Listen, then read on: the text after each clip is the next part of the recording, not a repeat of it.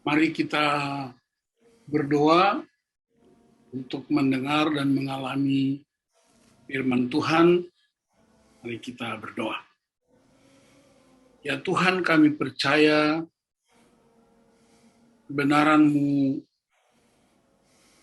kuat untuk membebaskan kami. Kasih-Mu dahsyat untuk memulihkan kami. Kuasa-Mu lebih dari apapun untuk menyembuhkan kami. Sebab Injil itu kekuatan Allah yang menyelamatkan. Kami bersekutu malam ini melalui teknologi virtual. Segala pujian hormat hanya kepadamu.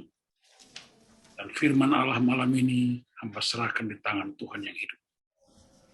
Dalam nama Tuhan Yesus Kristus, kami berdoa. Amin. Amin. Baik, Bapak-bapak, Ibu-ibu, dan saudara-saudaraku yang dikasihi Tuhan Yesus Kristus, malam ini kita akan belajar bersama dari prinsip bagaimana membangun kubu pertahanan dengan Tuhan. Oleh karena dalam minggu ini kita belajar bersama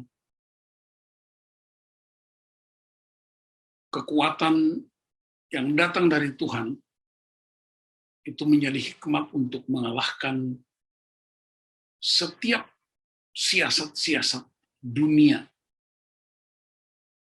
Nah, saya akan bagikan kepada kita malam hari ini, untuk kita renungkan bersama dalam membangun kehidupan iman yang lebih kuat.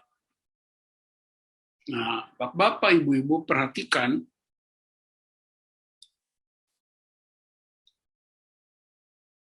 pikiran dan imajinasi manusia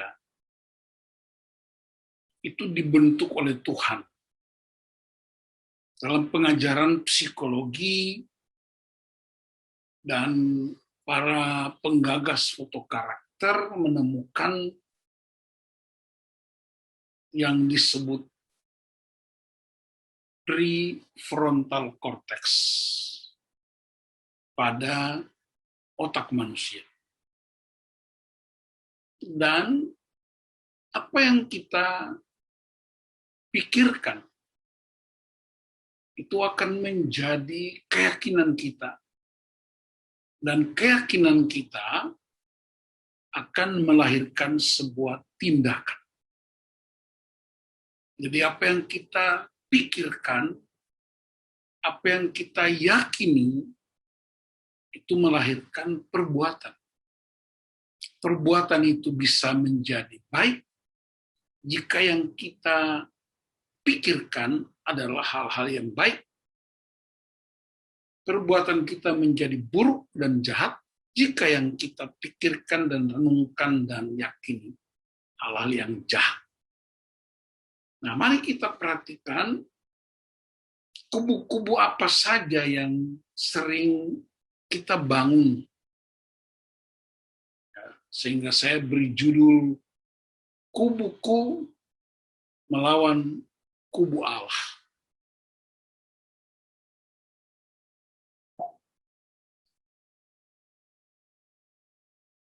Kita perhatikan 2 Korintus 10 ayat 5. Rasul Paulus mengatakan kepada jemaat di Korintus, kami mematahkan setiap siasat orang dan merubuhkan setiap kubu yang dibangun oleh keangkuhan manusia. Keangkuhan manusia itu ialah menentang pengenalan akan Allah. Kami menawan segala pikiran dan menaklukkannya kepada Kristus. Beberapa waktu yang lalu saya sudah bagikan tentang keangkuhan manusia. Itu muncul pertama kali dari keangkuhan malaikat pemberontak Hileel yang dibuang ke bumi oleh Tuhan karena dia berontak dan jadilah setan, dan kemudian usahanya, pekerjaannya selalu menghalangi anak-anak Tuhan untuk mengenal dan menyembah Allah.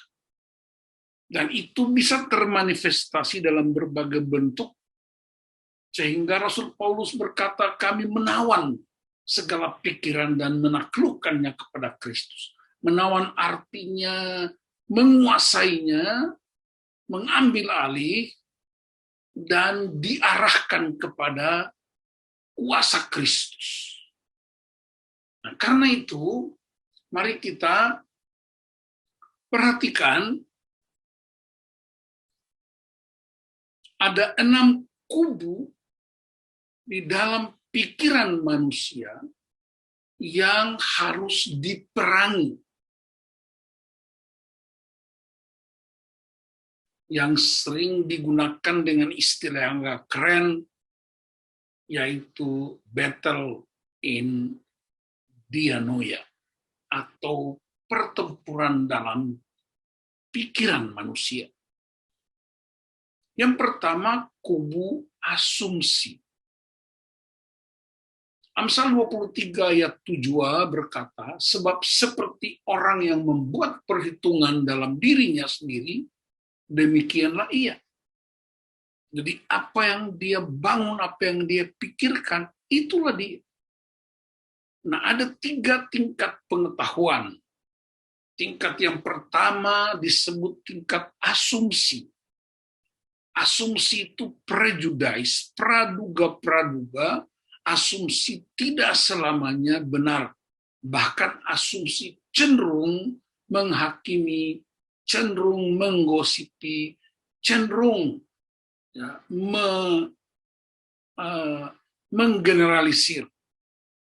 Ya, asumsi itu pikiran paling rendah. Dan itu dibangun oleh manusia. Tidak hanya orang-orang yang belum percaya Kristus, tapi justru terjadi banyak sekali di kalangan orang-orang yang percaya kepada Kristus. Ya. Ada seorang hamba Tuhan yang pernah ditanya, kenapa enggak undang pendeta ini? Kalau dia jawabnya sederhana, kami pikir dia terlalu sibuk. Padahal belum pernah dihubungi, belum pernah dinyatakan komunikasi bersama dia. Itu namanya asumsi. Jangan tanam jagung bulan ini karena 3 bulan akan datang akan ada hama wereng yang bisa merusak tanaman. Itu namanya asumsi. Kalau saya bergaul akrab dengan misalnya Pak Luhut, tetapi karena saya sedang tidak baik hubungan saya dengan Pak Leo, dan ketika saya ngobrol sama Pak Luhut, maka Pak Leo bisa berasumsi, wah jangan-jangan Pak Pendeta omongin saya kepada Pak Luhut. Itu namanya asumsi. Dan asumsi ini, saudara-saudara, dia merusak tubuh Kristus. Asumsi ini sangat berbahaya. Ya, saya ingat ada sebuah peristiwa di Amerika, ketika di Amerika itu punya kebiasaan, mereka suka dapat hadiah-hadiah miliaran, dapat mobil mewah, dapat rumah melalui lotre, dan suatu ketika ada satu keluarga mendapat hadiah mobil mewah sekelas Lamborghini. Pria ini dia bekerja sebagai sopir mobil molen yang biasa bawa semen yang ada di dalam mobil yang diputar. Karena dia harus singgah di rumah, dia kaget, dia lihat di depan halaman rumahnya ada sebuah mobil mewah, kap terbuka. Tapi begitu dia lihat ke dalam melalui kaca pintunya, dia lihat ada seorang pria memakai jas dan memeluk istrinya, menciumnya, sementara disyuting oleh tim dari perusahaan pemberi hadiah. Pria itu berasumsi bahwa istrinya sedang berselingkuh. Dan karena itu pria itu turun, kemudian dia alihkan corong dari molen itu yang penuh dengan semen yang sedang berputar. Dia cor mobil itu sampai penuh dengan semen.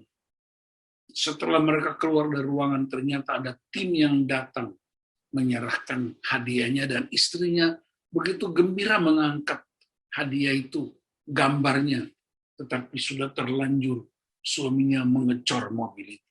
Itu yang namanya asumsi. Nah, asumsi ini harus bisa dikalahkan dengan yang kedua namanya kebenaran. Konfirmasi kebenaran. Tetapi bukan kebenaran-kebenaran kita. Bukan kebenaran-kebenaran dunia. Tetapi kebenaran firman Allah.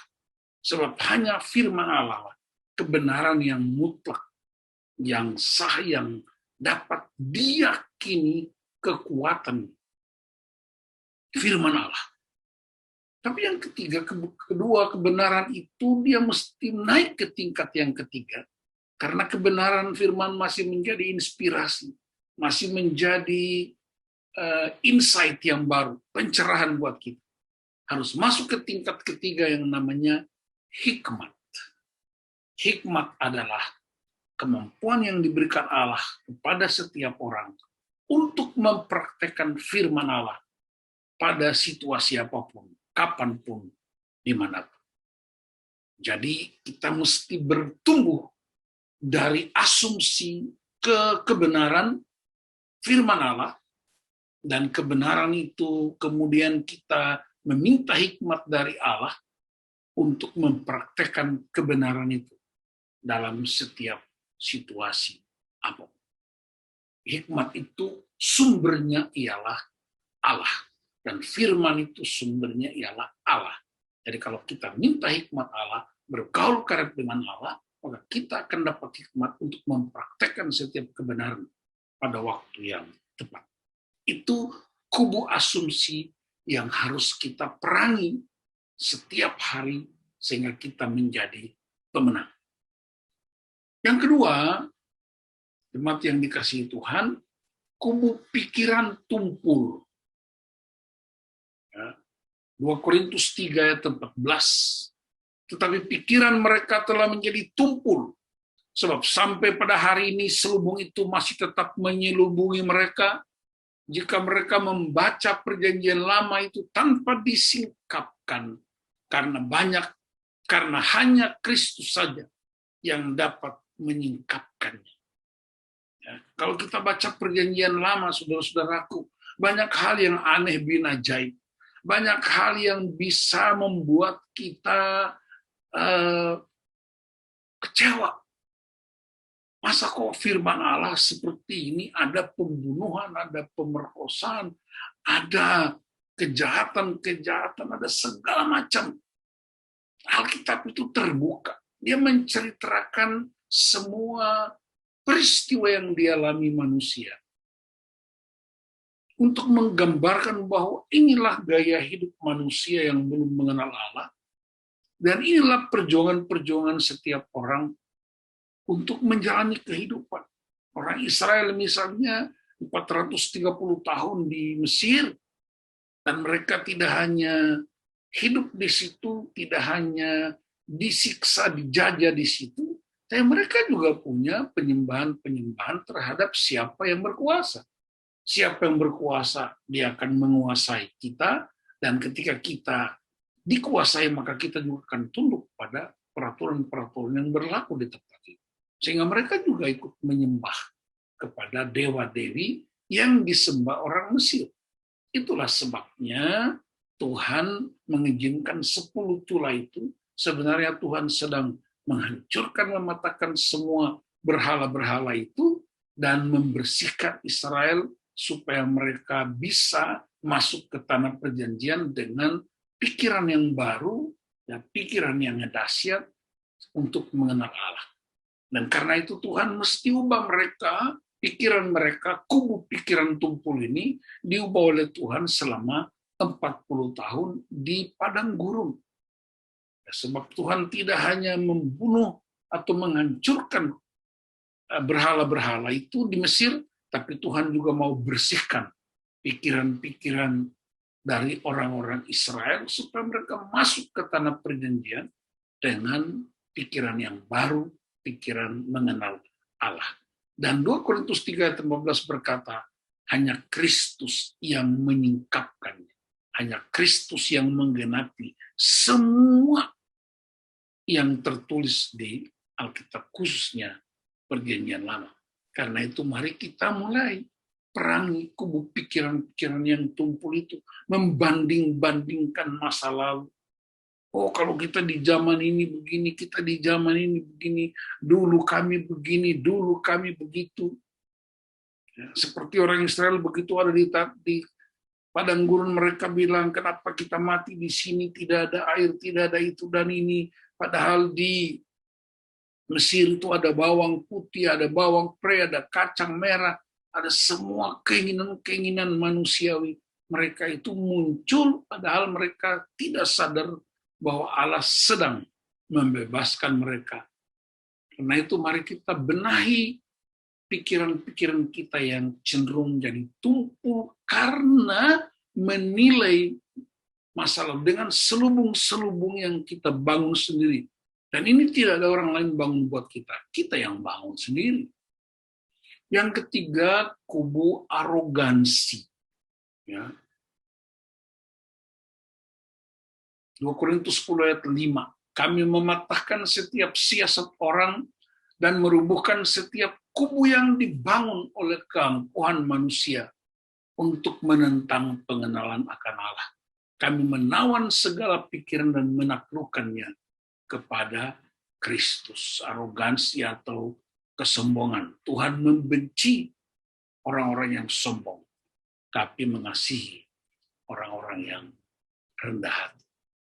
Kesombongan itu musuh utama dari komunitas, musuh utama dari tubuh Kristus. Ya. Kita berkata dalam kitab Efesus bahwa gereja itu tubuh Kristus. Metafora tubuh Kristus itu semuanya ada di tempatnya dan berfungsi masing-masing, tetapi untuk membangun tubuh sehingga tidak ada yang merasa lebih hebat dari yang lain, tidak ada yang merasa lebih utama dan lebih unggul dari yang lain, tapi masing-masing melakukan fungsinya, karunia-karunia yang Tuhan taruh pada setiap orang. Karena itu kalau kita punya kubu arogansi, ini harus ditaklukkan kepada Kristus dengan belajar dari Kristus yang merendahkan dirinya sampai mati di atas kayu salib. Yang ketiga, kubu duniawi. Kolose 3 ayat 5, karena itu matikanlah dalam dirimu segala sesuatu yang duniawi, yaitu percabulan, kenajisan hawa nafsu, nafsu jahat, dan juga keserakahan yang sama dengan penyembahan berhala. Kenapa penyembahan berhala disebutkan? Karena dosa yang paling dibenci Tuhan, bahkan sampai 3-4 keturunan Tuhan balaskan dosa itu, ialah dosa penyembahan berhala. Dan ternyata diuraikan oleh penulis kitab Kolose, Rasul Paulus, bahwa ternyata penyembahan berhala bukan sekedar membuat patung untuk disembah, bukan sekedar menyembah gunung, bukan sekedar menyembah hewan tertentu, tapi penyembahan berhala justru dari dalam diri manusia, dari pikirannya, pikiran cabul, najis, hawa nafsu, ya, nafsu jahat, keserakahan, ingin memiliki semuanya, mengambil semuanya untuk dirinya sendiri.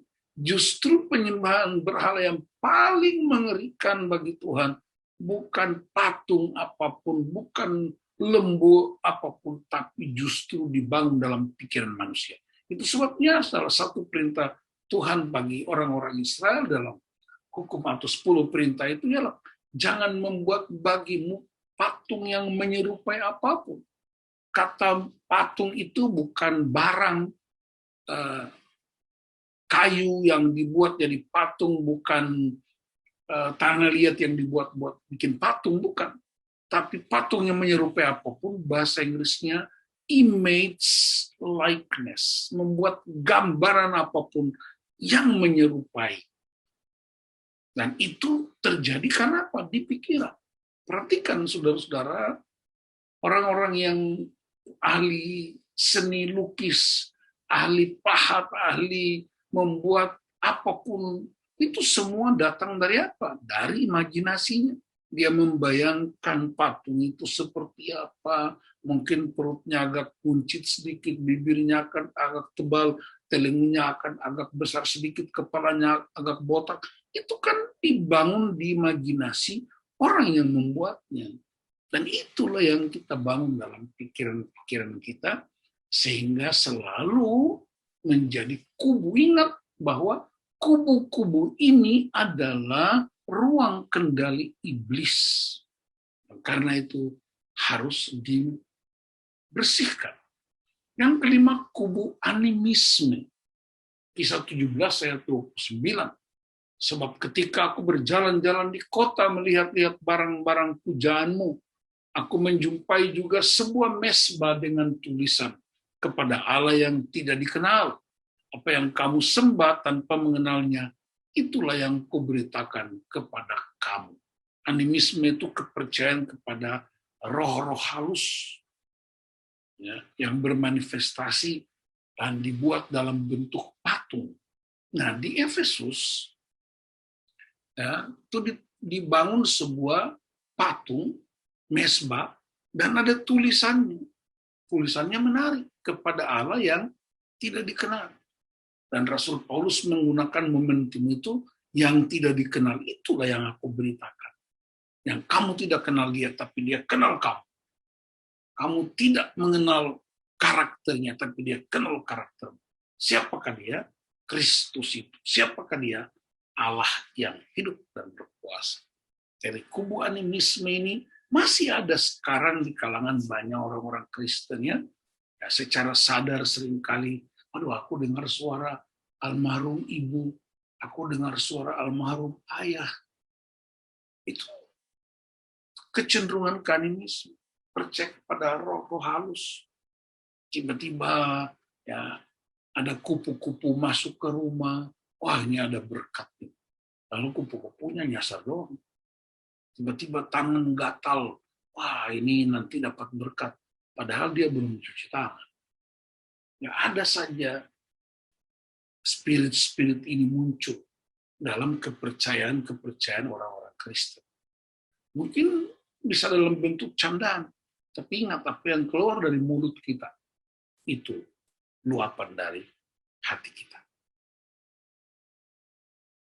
Yang keenam, kubu yang harus kita perangi adalah kubu dongeng rencana licik manusia. 2 Petrus 1 ayat 16, sebab kami tidak mengikuti dongeng-dongeng isapan jempol manusia. Ketika kami memberitahukan kepadamu kuasa dan kedatangan Tuhan kita, Yesus Kristus sebagai Raja. Tapi kami adalah saksi mata dari kebesarannya. Dongeng-dongeng itu bisa disebut tahayul-tahayul atau disebut cerita-cerita bohong. Ya, saya masih ingat di Ambon itu ada sebuah cerita namanya Batu Badaung. Kalau ada anak yang nakal katanya, mamanya udah lari, urus dia berkali-kali, dia tetap nakal. Akhirnya kemudian mamanya bilang, kalau kamu nakal, mama akan pergi ke pantai, dan di pantai itu ada sebuah batu karang yang besar. Lalu mulailah, karena dia nggak sanggup lagi melihat anaknya begitu nakal dan bandel, lalu mamanya datang. Dan katanya ceritanya ialah dia ditelan oleh batu itu, sehingga muncul, karena ada lagunya. Batu badau, batulah batangke, buka mulutmu, telankan beta. Nah itu kisah-kisah dulu, cerita-cerita untuk nakut-nakuti anak-anak kalau nakal nanti mama ditelan batu badau. Dan itu hidup sebagai cerita rakyat. Udah waktunya kita cerita tentang Tuhan dan Kristus dan firman. Kita dengar isapan-isapan jempol manusia. Kita membanggakan masa-masa lalu kita yang begitu hebat. Merasa paling kuat, paling dahsyat. Kita punya cerita-cerita tentang kemenangan-kemenangan orang tua-tua kita dulu yang belum tentu berdasarkan firman Allah. Kita mendengar cerita-cerita dongeng-dongeng, rencana-rencana licik manusia. Bahkan di dunia modern orang bercerita bahwa saya dengar Tuhan akan datang tanggal sekian, bulan sekian, tahun sekian. Itu semua adalah dongeng-dongeng yang bisa membuat kita jadi patah semangat dan putus pengharapan. Karena itu mari kita menceritakan kebaikan Tuhan. Ya, Rasul Petrus dan murid-murid berkata, kami memberitakan Kristus yang real, yang nyata, yang kami lihat dengan mata kepala sendiri, kami hidup bersama dengan Dia, dan kamilah menjadi bukti bahwa Kristus yang kami sembah itu adalah Kristus yang hidup dan berkuasa. Nah, pertanyaannya ialah, Bapak Ibu, bagaimana caranya kita mengalahkan kubu-kubu ini? Bagaimana caranya kita mengalahkan kubu-kubu ini? Efesus 6 ayat 12, karena perjuangan kita bukanlah melawan darah dan daging, tetapi melawan pemerintah-pemerintah, melawan penguasa-penguasa, melawan penghulu-penghulu dunia yang gelap, melawan roh-roh jahat di udara. Nah, ini kalau di zaman Daud seperti minggu lalu, dalam khotbah hari Minggu untuk GKAUS secara keseluruhan, itu Daud menghadapi orang-orang Filistin. Ya. Dan dia bertanya kepada Tuhan. Lalu Tuhan suruh maju, kemudian dia tanya lagi, lalu Tuhan bilang bikin kubu-kubu pertahanan, dan seterusnya, itu musuhnya kelihatan. Sekarang musuh itu nggak kelihatan. Bahkan kita sedang menghadapi COVID-19 juga nggak kelihatan. Nah, mari kita pelajari bagaimana caranya mengalahkan yang tidak kelihatan ini. Kalau manusia tidak bisa melihat, tapi kan Tuhan yang lihat. Tidak ada sesuatu makhluk pun di dunia ini yang tidak bisa dilihat Tuhan. Termasuk COVID-19. Ya, virus macam apapun, Tuhan lihat. Tapi Tuhan kan berikan hikmat buat manusia untuk memerangi. Sebelum kita bahas 6 kubu ini yang harus kita kalahkan, ya, saya singgung sedikit tentang COVID ini. Saya mendengar dari banyak dokter ahli, saya mendengar dari banyak seminar, saya membaca buku, saya menerima banyak sekali WA dan protokol-protokol yang ditemukan. Sebenarnya betapa sederhananya. Kita hanya dituntut untuk taat, mengikuti protokol-protokol yang ditetapkan oleh otoritas yang tahu. Yang paling tahu ini adalah pemerintah. Yang paling tahu ini adalah ahli-ahli kesehatan. Yang paling tahu ini adalah orang-orang yang belajar secara khusus bagaimana menguasai. Dan Tuhan kasih hikmat, bukan? Hikmat itu diberikan kepada setiap profesi untuk mengerjakan bagian mereka. Tuhan kasih hikmat buat para ahli teknologi, sehingga salah satunya kita bisa nikmati Zoom. Itu hikmat dari Tuhan. Tuhan kasih hikmat buat para dokter untuk meracik obat, untuk meracik caranya kita menghadapi dan penyakit-penyakit. Tapi sekarang ini kan COVID tidak kelihatan. Kita bisa bikin perbandingan. Sekarang Piala Eropa yang sedang berlangsung, orang bisa tidak pakai masker, bermain bola, begitu gol, mereka berpelukan. Kenapa? Karena orang sudah pada tingkat disiplin sebagai sebuah peradaban. Kita, di masyarakat kita, belum menjadi sebuah peradaban. Dan saya berdoa supaya gereja menjadi contohnya. Kita diminta cuma pakai masker. Tidak disuruh untuk pakai topi baja. Dan itu hanya untuk menyelamatkan diri kita dan keluarga kita. Malah disuruh pakai lapis maskernya. toh sangat murah meriah. Aduh, nggak enak kalau pakai masker. Nanti lipstikku nggak kelihatan. Nanti eyeshadow-nya hilang. Dia lebih mengutamakan penampilannya daripada keselamatan. Itu yang disebut kubu. Pikiran-pikiran yang tumpul itu. Sudah dikasih tahu cuci tangan di air yang mengalir. Sudah dikasih tahu jangan berkerumun. Sudah dikasih tahu jaga jarak.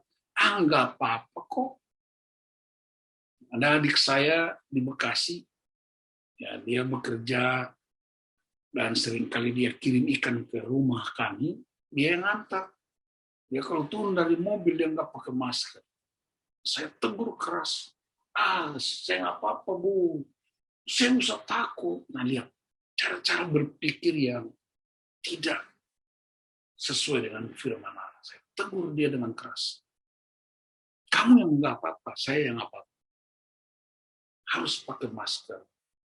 Dan 3 hari kemudian saya dengar waktu itu, istrinya telepon saya dan Ibu Liur dan bilang, ini adikmu ini sesak napas hampir muntah darah. Saya nggak tahu apakah itu COVID atau itu yang seringkali kita suka melawan hikmat-hikmat Allah. Puji Tuhan dia sembuh total. Apa kita harus tunggu sakit dulu baru bertobat? Apa harus kita tunggu terpapar dulu baru ikuti protokol? Kita bangun fondasi yang kuat sebelum. Karena sudah diberitahu secara resmi. Jadi mari kita mulai belajar untuk disiplin, belajar untuk taat, belajar untuk mengikuti semua. Karena itu hikmat-hikmat Allah. Tuhan sudah kasih hikmat buat orang-orang. Baik sekalipun dia bukan dokter yang anak Tuhan. Tuhan juga bisa pakai mereka. Tuhan pakai Nebukadnezar untuk menghancurkan bait Allah. Tuhan pakai Raja Persia untuk menghancurkan kota Yerusalem. Untuk membuat umat itu kembali kepada Allah. Jangan kita tunggu bait Allah dihancurkan dulu. Jangan kita tunggu kota kita dihancurkan lalu kita bertobat. Justru kita udah tahu kebenaran ini. Nah, karena itu mari kita pelajari bagaimana cara mengalahkan enam kubu yang disebutkan tadi. Ya, Efesus 6 ayat 14-18. Jadi berdirilah tegak, berikat pinggangkan kebenaran, dan berbaju sirahkan keadilan. Kakimu berkasutkan kerelaan untuk memberitakan Injil damai sejahtera. Dalam segala keadaan pergunakanlah perisai iman, sebab dengan perisai itu kamu akan dapat memadamkan semua panah api dari si jahat. Dan terimalah ketopong keselamatan dan pedang roh, yaitu firman Allah. Dalam segala doa dan permohonan, berdoalah setiap waktu di dalam roh, dan berjaga-jagalah di dalam doamu itu dengan permohonan yang tak putus-putusnya untuk segala orang kudus. Saya bersuka cita, ya, saya mengikuti perkembangan Bapak Ibu di jemaat, melalui doa-doa berantai, doa-doa melewati jam-jam yang wajar, masih terus berdoa dan memberi informasi. Itu hal-hal yang baik dan terus dikembangkan lebih dalam dan lebih dalam lagi. Ya. Dan inilah waktu Tuhan buat kita untuk berdiri tegak, berikat pinggang kebenaran, berbaju sirahkan keadilan, pakai perisai iman, pegang ketopong keselamatan, dan seterusnya. Dan saya akan terangkan satu persatu. Yang pertama, berdiri tegak. Bapak, Ibu-Ibu, tidak ada orang perang sambil tidur-tiduran. Tiap hari kita ini perang. Ya, kita perang pertama-tama ialah memerangi kubu-kubu yang kita bangun sendiri. Berdiri tegak itu prajurit-prajurit yang siap sedia untuk memasuki peperangan. Berdiri tegap artinya disiplin yang kuat dan hebat. Berdiri tegap artinya siap sedia untuk menerima perintah dari Tuhan. Siap sedia untuk melakukan peperangan. Ya. Ada tema yang dipakai CNN 2 tahun lalu, yaitu selamatkan sampai yang terakhir. Itu tidak tunggu rapat lagi, tidak tunggu training lagi, udah siap sedia. Kejadian 17 menceritakan ketika Lot dan wanita-wanita anak-anak ditangkap oleh musuh. Abraham mengerahkan 318 orang yang terlatih. Berarti ada latihan, ada training, ada coach, ada persiapan. Nah, semua ibadah-ibadah yang kita lakukan, apakah ibadah hari Minggu, ibadah pelpri, PW, ibadah-ibadah keluarga, ya apapun itu yang disebut pelatihan, coaching untuk membuat kita siap sedia berdiri tegak untuk menghadapi semua peristiwa yang datang di luar kontrol kita. Yang kedua, ikat pinggang kebenaran. Bapak, Ibu-ibu, di zaman Perjanjian Baru, ya, bahkan di Perjanjian Lama, para rabi itu pakai baju-baju toga putih panjang itu. Ya, semacam baju-baju gamis gitu ya, panjang besar toga. Dan itu kalau orang berjalan itu kan kena angin dan bisa tidak nyaman orang bergerak. Itulah sebabnya orang mesti apa? Orang mesti mengikat pinggangnya pakai tali pinggang itu, gesper itu ikat supaya dia tetap dengan bajunya yang tidak terganggu oleh keadaan alam. Tetapi ikat pinggang juga, kebenaran itu bicara apa? Kebenaran itu mengikat kita, menguasai kita, lalu kemanapun kita pergi, dia nggak akan lepas. Jadi ikat pinggang tidak sekedar menjaga supaya baju kita nggak kedodoran, atau celana kita jatuh, nah, tetapi ikat pinggang juga itu akan melekat pada tubuh kita, ya, sehingga semuanya tidak akan lepas dari tubuh kita. Nah, kebenaran itu dijadikan sebagai ikat pinggang, gespernya, mengikat kita dan membuat kita tetap bertahan dalam keadaan apapun. Nah, bagaimana mungkin kalau kita tidak punya ikat pinggang? Firman Tuhan itulah ikat pinggang, kebenaran Allah itulah ikat pinggangnya, bukan? Yang kedua, baju sirah keadilan. Baju sirah itu seperti inilah modelnya, ya, dan itu disebut sebagai keadilan. Keadilan itu bicara bukan soal sama-sama punya, tapi berdasarkan kebutuhan. Misalnya, kita sama-sama di satu tempat, tapi tempat tinggal kita jauh-jauh, beda-beda, ada yang dekat, maka ketika bos membagi-bagikan ongkos, dia harus adil. Adilnya bukan bagi sama rata, tapi adilnya ialah memberi sesuai dengan kebutuhan dan jarak tempuhnya. Itu namanya keadilan. Dan Allah tahu keadilan itu, Allah yang paling tahu bagaimana cara, sehingga baju sirah itu adalah keadilan Allah yang menutup seluruh tubuh kita untuk tidak gampang kena panah api iblis. Yang ketiga itu berkasutkan kerelaan memberitakan Injil damai sejahtera. Ini bicara apa? Kasut itu dipakai oleh Yesus dan murid-murid, dipakai rasul-rasul, mengalasi kaki mereka untuk berjalan berkeliling dan memberitakan firman. Dan berarti yang dimaksud kasut itu adalah kerelaan, kesediaan untuk pergi kemanapun dan memberitakan Injil Kerajaan. Kadang-kadang saya juga agak sedih ya, di zaman Yesus, di zaman rasul-rasul, tidak ada handphone, tidak ada wifi, tidak ada gadget yang canggih, tidak ada laptop, tidak ada pesawat terbang, tidak ada mobil, motor, tapi kok Injil bisa menyebar ke segala bangsa di seluruh dunia sampai hari ini kita rasakan. Sekarang kok kita punya semua, kita punya pesawat terbang, kita punya mobil, kita punya kapal laut yang canggih, punya speedboat, punya handphone, punya wifi. Kok Injil tidak sedahsyat di zaman murid-murid. Kenapa? Karena kita belum rela untuk melakukannya. Yang berikutnya, pergunakanlah perisai iman. Ingat, iman itu di Ibrani pasal 11 dia bicara sesuatu yang kita tidak lihat, tapi kita percaya. Bukti dari segala sesuatu yang kita tidak lihat.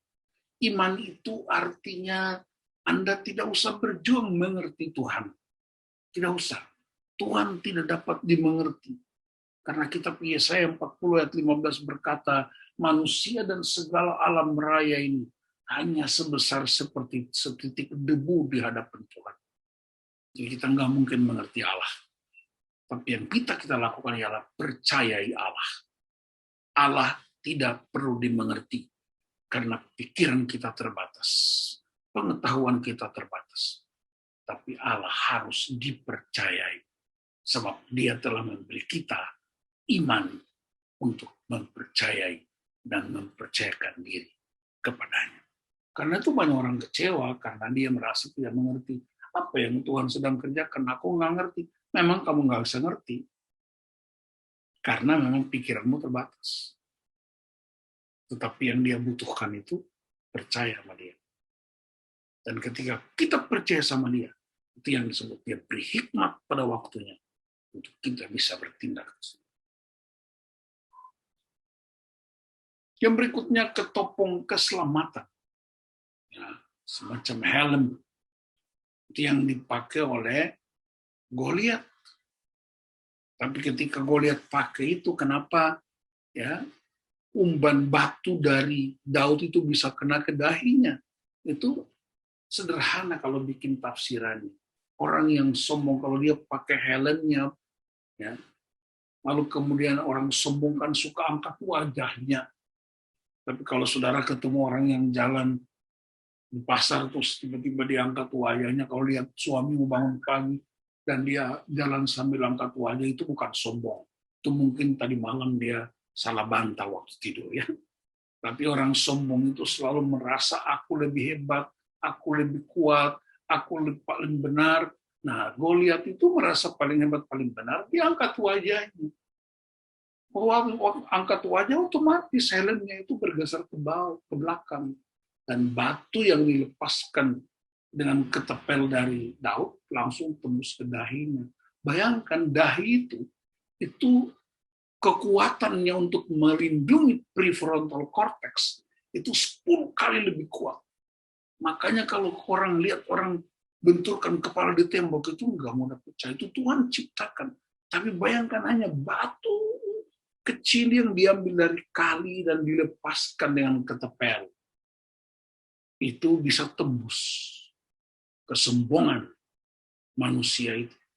Bisa dipatahkan oleh batu kerikil aja. Batu kerikil aja bisa kalahkan orang. Kenapa sombong? Kalau batu kerikil di tangan Tuhan, wow, itu dahsyatnya. Pakai ketopong keselamatan itu. Berarti ketopong untuk menyelamatkan, bukan untuk membanggakan diri dan mengatakan bahwa aku lebih hebat dari yang lain. Yang berikutnya, pedang roh, firman Allah. Ya, roh itu huruf besar, berarti Roh Kudus punya pedang. Yaitu apa? Firman Allah. Siapa yang siapkan pedangnya?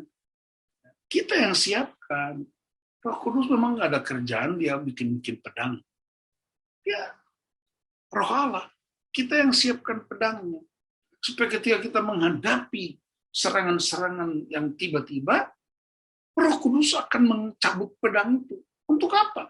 Perang melawan tipu daya iblis itu, untuk menolong kita. Pedang roh itu untuk menolong kita, bukan untuk melawan. Untuk menolong Roh Kudus, bukan. Tapi aneh bin ajaib, karena kita siapkan pedangnya, gagangnya doang. Begitu Roh Kudus cabut pedangnya, Pak Lut bilang, pedangnya, gagangnya doang, isinya si tumpul. Kenapa enggak disiapkan isinya? Maka kita siapkan kembali. Karena itu, ya mumpung lagi Piala Eropa ini, Piala Dunia, orang-orang yang suka nonton, ya saya juga tidak suka nonton terlalu banyak. Dulu itu salah satu berhala saya itu kalau nonton bola itu. Sekarang puji Tuhan lah, saya tidak banyak nonton lagi. Paling lihat sedikit-sedikit ya, 1-2 menit, 3 menit. Nah, Rinus Michels dari Belanda, dia kembangkan satu teori namanya total football. Teori total football, pertahanan yang paling hebat ialah menyerang. Kalau orang Italia punya catenaccio, itu yang apa namanya itu, pertahanan, kubu-kubu pertahanan yang tidak bisa ditembus oleh serangan musuh. Inggris punya itu apa namanya itu, hit and run.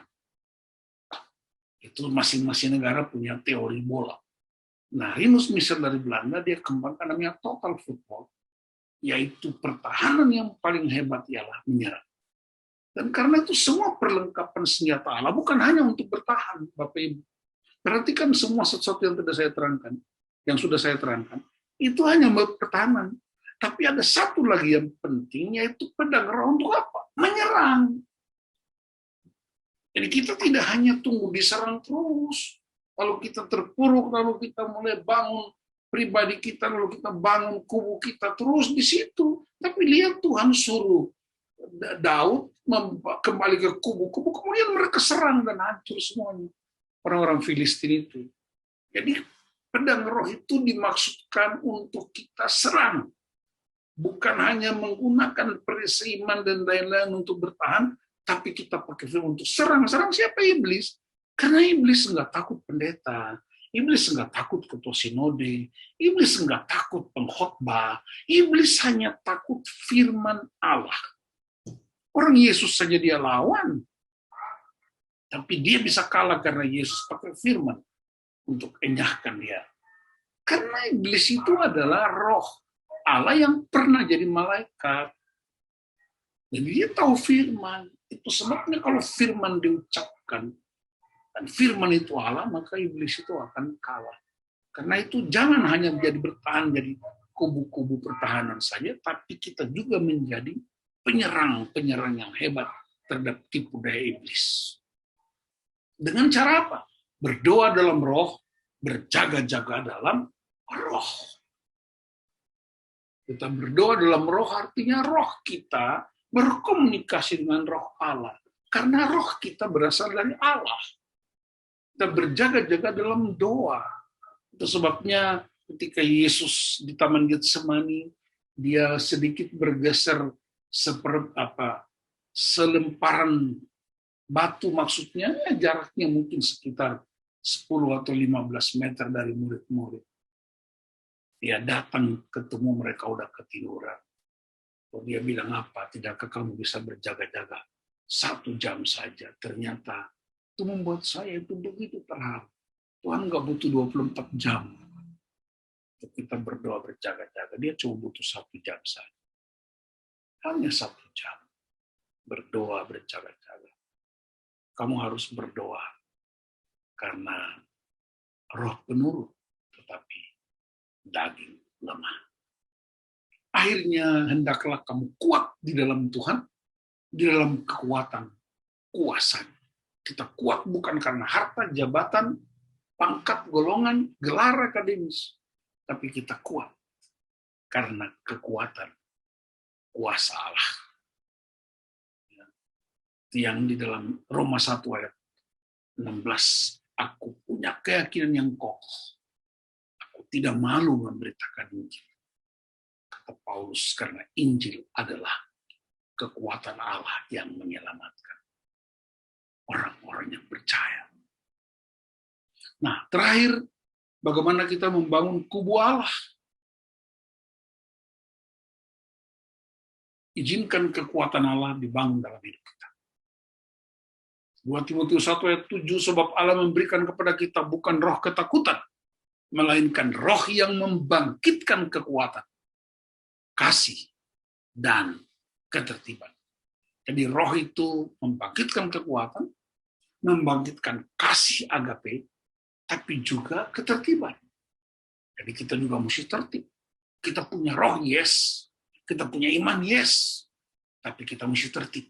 tertib dalam barisan. Seperti yang sekarang dinyatakan pemerintah, tertib untuk menggunakan apa itu 5M dan segala macam istilah, tertib menggunakan masker, tertib untuk tidak berkerumun, tertib untuk cuci tangan, tertib. Karena kalau Anda tidak tertib, maka kasih itu menjadi sebuah kebohongan. Kalau kita tidak tertib dan disiplin, maka semua kekuatan Allah itu dilecehkan. Karena Amsal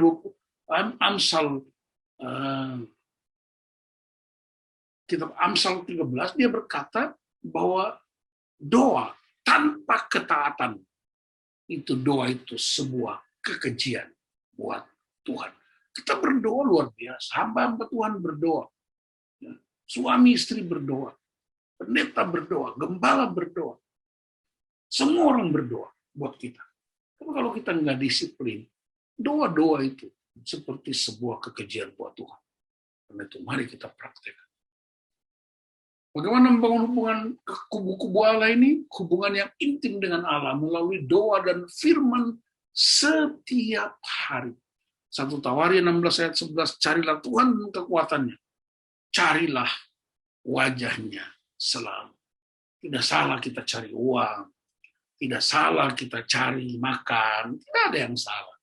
Tapi prioritas utama kita cari Tuhan dan kekuatan. Cari wajah Tuhan.